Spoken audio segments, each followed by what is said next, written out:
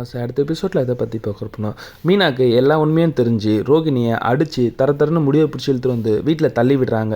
இதை பார்த்த விஜயக்கோ வந்து என்னடி பண்ணுற, எப்படி என் மருமகளை கை வைக்கலாம் அப்படின்னு சொல்லிட்டு அவங்க அடிக்க கை வாங்கும்போது முத்து நிறுத்துங்க, என்னடா அப்போ உன் பொண்டாடி பண்ணுறதெல்லாம் கரெக்டாக, அவளுக்கு சப்போர்ட் நீ பண்ணுறியா, என்ன ஏதுன்னு தெரியாமல் பேசாதீங்க, தேவையில்லாமல் அடி பண்ண மாட்டா, ஏன் மீனா இந்த மாதிரியா பண்ணுறா அப்படின் போது எங்க கிறிஷை தெரியல, ஆமாம் கிறிஷுக்கு என்னன்னு அந்த அனாதை பையனை பற்றி எதுக்கு பேசுகிறேன்னு விஜயா சொல்கிறாங்க. அவன் ஒன்றும் அனாதை இல்லை, அவங்கள பெற்ற அம்மா இவங்க தான் அப்படிங்கும்போது என்னடி உளர்ற அப்படி, நான் ஒன்றும் உளரலத்த அப்படின்னு சொல்லி பேசிக்கிட்டே இருக்காங்க. அப்போ பார்த்தா ரோகிணியோட அம்மாவும் கிறிஷும் நிற்கிறாங்க.